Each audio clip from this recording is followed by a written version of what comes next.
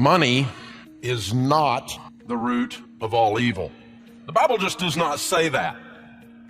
The Bible says the love of money is the root of all evil. And anytime we worship anything, in the culture today, there are voices out there that are very, very loud and very pronounced and are supposedly steeped in intelligence that are giving us the message that money is the root of all evil. If you believe that money is the root of all evil, it naturally follows in a logical progression that people who have money must be evil. And so we get to vilify people who have become successful. This is a dangerous socioeconomic, psychographic trend. It's very dangerous because anytime you vilify success, then no one wants to become successful. Because if you're successful, you're evil, and you're evil because money is evil and you got some. You follow the progression. It's not real tough. But this drumbeat is out there, and you and I have a problem. And this culture has a problem because there's an inconsistency that goes with this. Let me help you with this. If your household income, and by the way, the average American household income is $50,000 a year. That's the average American household income right now, according to the Census Bureau. It's actually just a little bit over that. But if your household income makes considerably less than the average, and your average household income is $34,000 a year, you are in the top 1% of income earners in the world. If you make $11,000 a year, which puts you substantially below the federal poverty line, you are in the top 14% of income earners in the world.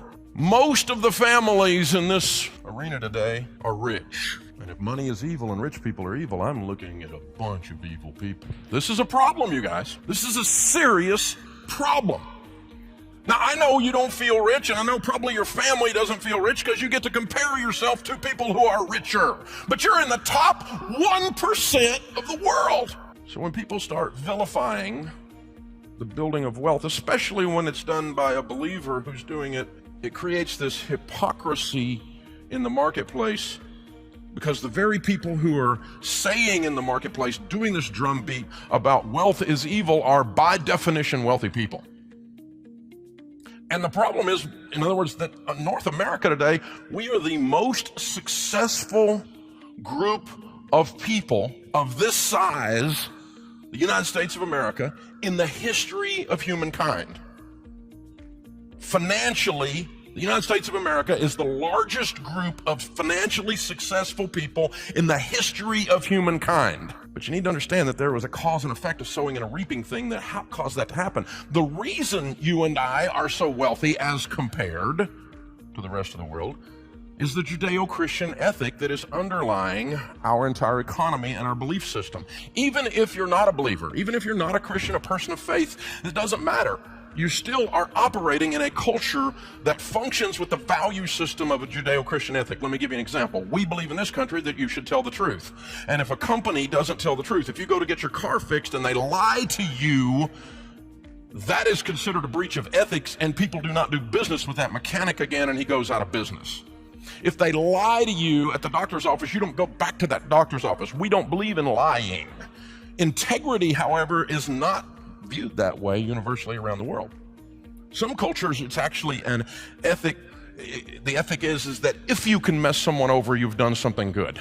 Now, that's a foreign concept to us because the Judeo-Christian ethic is so rooted in who we are as a people. The second thing is we believe in service. And guess what? How service works in the marketplace.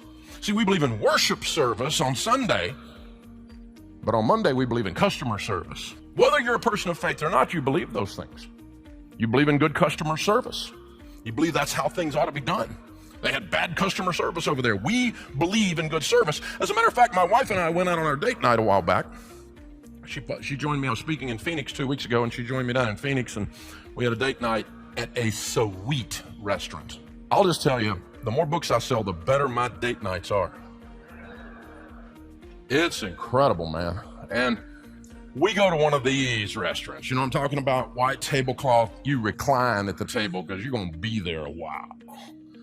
And they're bringing food. My mouth's watering just talking about it, you guys. They're bringing the food. And we ate. Oh, went into a coma. We ate. Oh, it's amazing. But you know what happens in one of those environments, if you've ever been able to do that, is the person who brings the food to the table, your server, we believe in service, By the end of that meal, they're not just someone who slops some food on the table. By the end of that meal, they're a family member. Y'all know what I'm talking about. And you know what is customary and proper to do? If you were served well, at the end of the meal, you say thank you. And there's a universal language for saying thank you to servers. It's called money. And you leave a tip. And in a meal like that, you leave a big honking tip.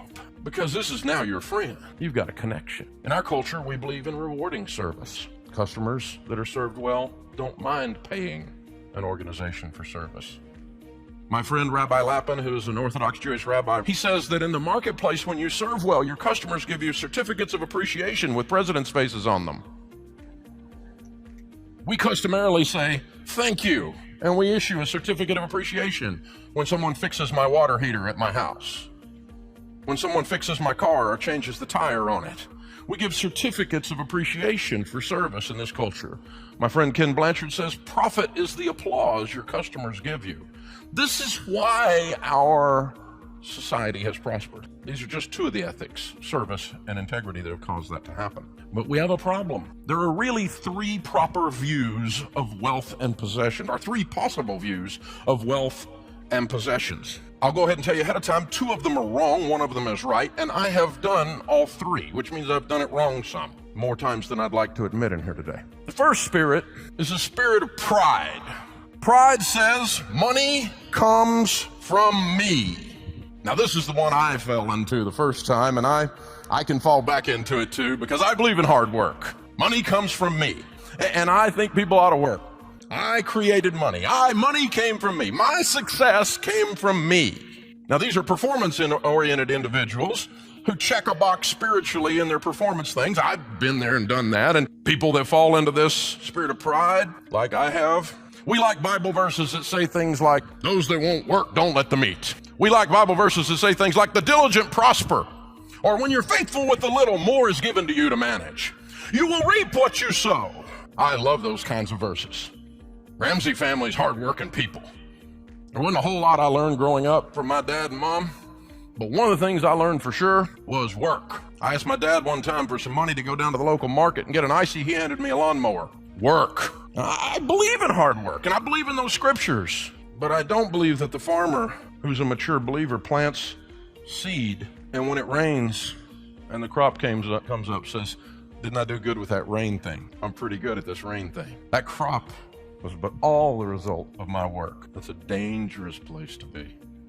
Sometimes those of us that fall into that category, we might be politically conservative. Sometimes we might vote Republican. It could happen. Oh, I'll get to the others, don't wait. The second spirit is a spirit of poverty. Spirit of poverty says wealth is evil. Possessions are evil. By the way, this is a form of Gnosticism, which is a type of heresy. God does not say wealth is evil anywhere in the scriptures. Nor does he say wealthy people are evil anywhere in the scriptures. Nor does he say wealthy people can't get to heaven anywhere in the scriptures, once you understand what the scripture really says. That Jesus' blood and sacrifice on Calvary will get a prostitute into heaven, a murderer into heaven if they accept Christ. We'll get an adulterer into heaven if they accept Christ. He can do all of that, but if you're successful and become wealthy, you're not going. This is your doctrine? These are the thought leaders, supposedly, in our culture today? You've got to be kidding me. It's absolutely absurd. Spirit of poverty says things like, the little man can't get ahead. The deck is stacked against us. I've got a relative who's bitter and beat up, and he just says, the corporations, the corporations, the corporations. I don't even know what he means by that, but apparently they're taking over. The corporations. It's this vague boogeyman that this 60-year-old bitter man has in his head, who loves conspiracy theories of all kinds. The little man can't get ahead. It's the Rockefellers. What? Seriously? You live in Tennessee. The Rockefellers aren't even there. It's unbelievable. It's all fixed. The little man can't get ahead. You don't know how it is out there. Yeah, I do. I started out with nothing. Became a millionaire by the time I was 26. I was so stupid, I borrowed money and I lost it all. I had to start over. I'm so dumb, I had to become a millionaire from nothing twice. The little man can get ahead. 88% of America's millionaires are first-generation rich. They started with nothing. 9 out of 10 of them became wealthy. It's mythology that it was a silver spoon.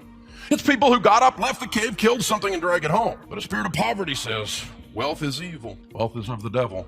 Sometimes these people are socially liberal, politically liberal. Sometimes they vote Democrat. Now, there's socially liberal Democrats and socially conservative Republicans who are believers who don't fall into those categories. I will give you that benefit of the doubt in either case, wherever you fall. But those two spirits, I have done both of them.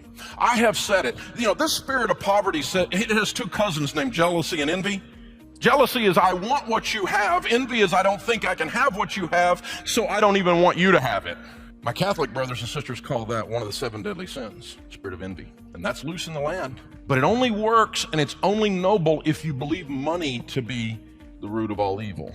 And it creates things like a friend of mine who's worth $2.2 billion. I got to sit in this room, you guys, with this group of Christian men who are all very wealthy. The minimum net worth in the place was $500 million, 500 million. And I got to sit in there. I was like a wiener in a steakhouse, y'all. And listen to the $1 billion plus that these 10 men and their families gave to kingdom work that year. We got up to leave the room, and the wealthiest guy in the room who had called the meeting, it was a Christian philanthropist meeting. We're going to his house for dinner, and he said, "Hey, Dave, would you ride with me?" And I said, "Oh, you betcha. I just want to kind of rub up against you. What are you talking about? Yes, I'll ride with you. Whatever. Take notes the whole time." And he said, "But I got to apologize for my car." And I said, "Why, dude? You driving a hoopty? I mean, if you're driving a beater, I got a pretty good rental car. We can take it. Why would you be driving? Why would you be apologizing for your car?" And he said, "I just bought the nicest car I've ever bought in my life." He's 68 years old. I said, "Really? Why would you be ashamed of that?" He said, "Well, it's a nice car." I said, "Well, you got a lot of money. It's okay." And so we go out there, and I looked at it, and it was a nice car. I know because I went home and looked at him when I got back. It was a nice